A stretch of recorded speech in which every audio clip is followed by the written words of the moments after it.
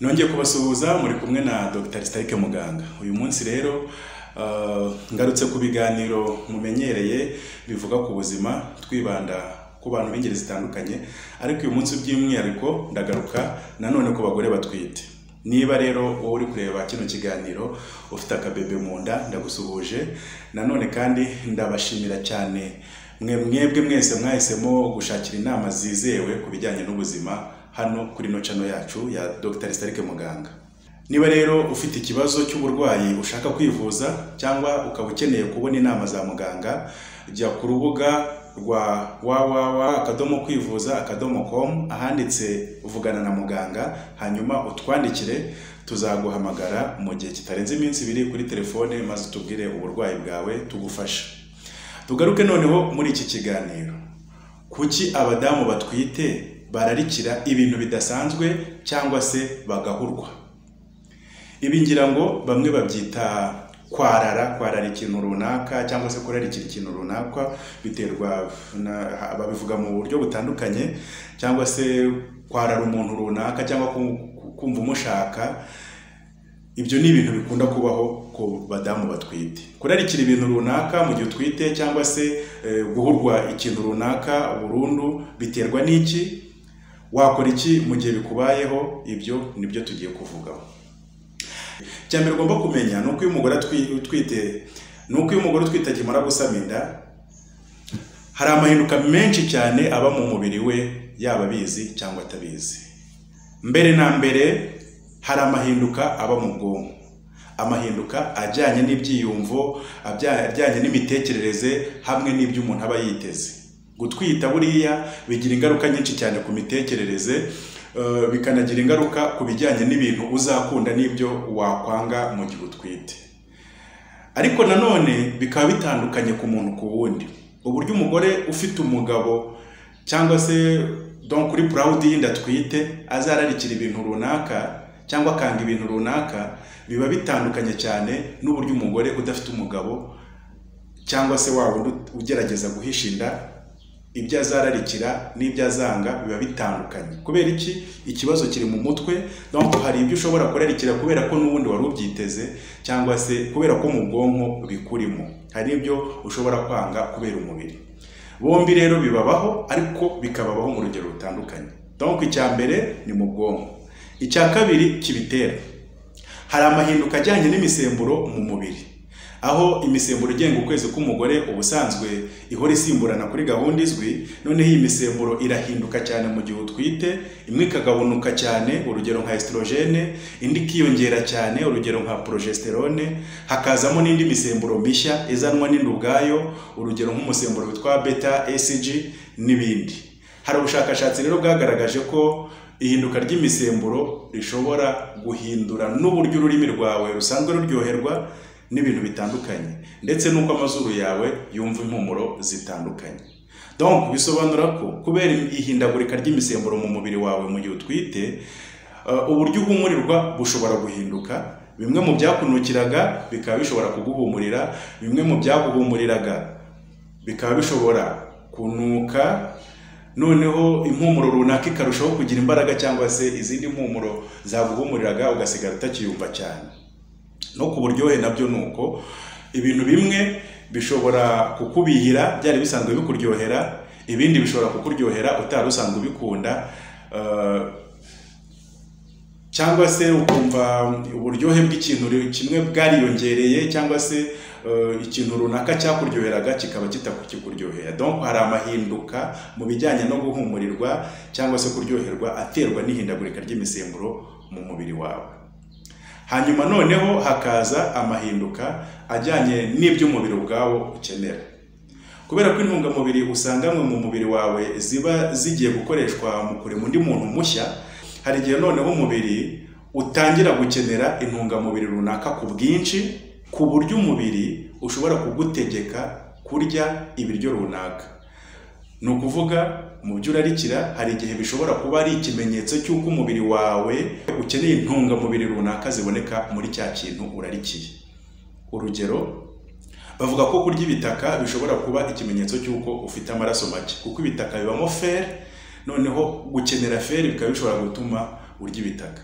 ariko ntabwo ubushakashatsi bubivugaho rumwe, nta nubwo bivuze ko ibyo urarikiye byose biba ari byiza ku mubiri wawe. Ibyo turaza kubigarukaho mu kanya. Ikindi kintu cya kane gishobora gutuma urarikira ibintu runaka, iseseme no kuruka mu gihe umuntu atwite. Iyo nayo ishobora kugira uruhare rukomeye mu gutuma ukunda ibintu runaka cyangwa se ukabyanga. Buri wese ugisama aba ashobora kugira iseseme mu rugero runaka, uretse ko hari n'igihe wenda bishobora gukabya cyane bikaba byavamo uburwayi.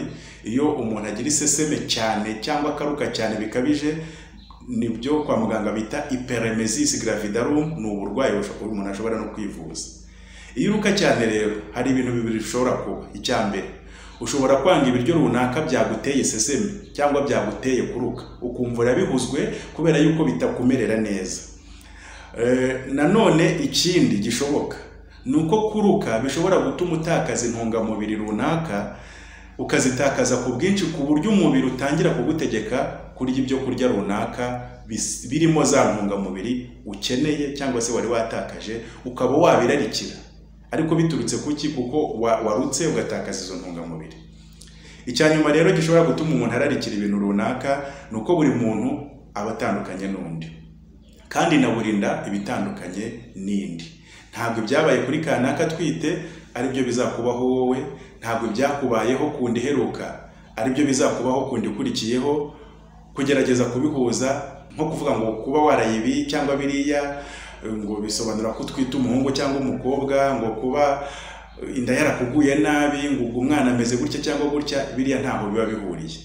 Ibyo byose nta bihamya bishingiye ku bushakashatsi byakozwe bihari bigaragaza yuko kurarikira ibintu runaka bishobora kuba bifitanye isano n'uko umwana ameze mu nda n'igitsina cye cyangwa se n'ibindi bintu runaka. Reka noneho nkubwire bimwe mu byo abantu bashobora kurarikira, abantu batwite bashobora kwarara cyangwa kurarikira. Bimwe mu byo abantu batwite bashobora kurarikira harimo kumva ushaka ibinyamasukari nka biswi, bombo, shokora, igisheke. Ushobora kubirarikira cyangwa se ukabihurwa.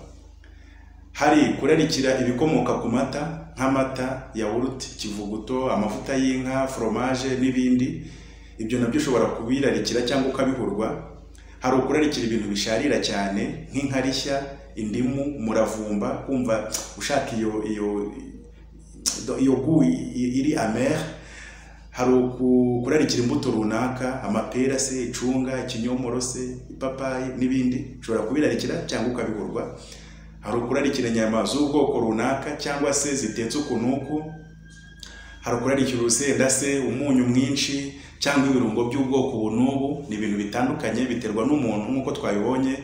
Hari ukurarikira ibinyamafufu runaka nk'imyumbati, amateke, ibijumba se, ibirayi, biterwa n'umuntu ku wundi.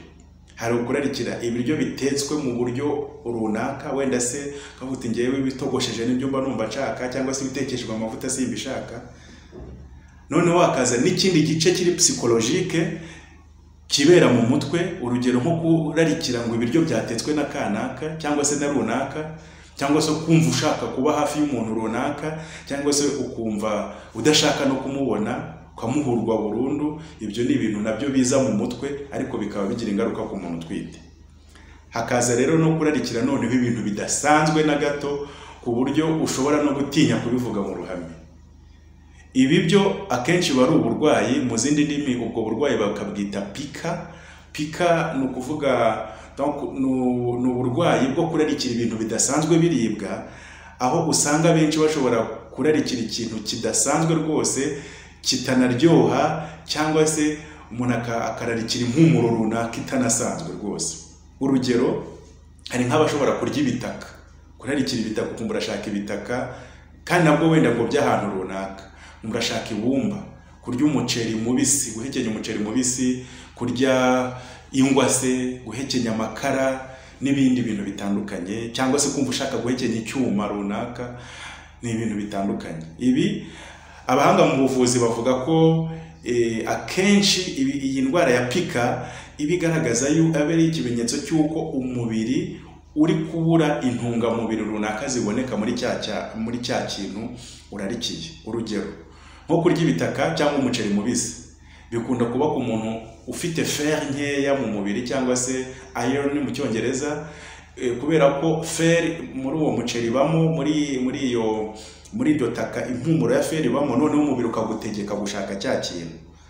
Abandi bakavuga ko kurya ingwa cyangwa se amagufa bishobora kuba bigaragaza ko ufite calcium nkeya mu mubiri n'ibindi.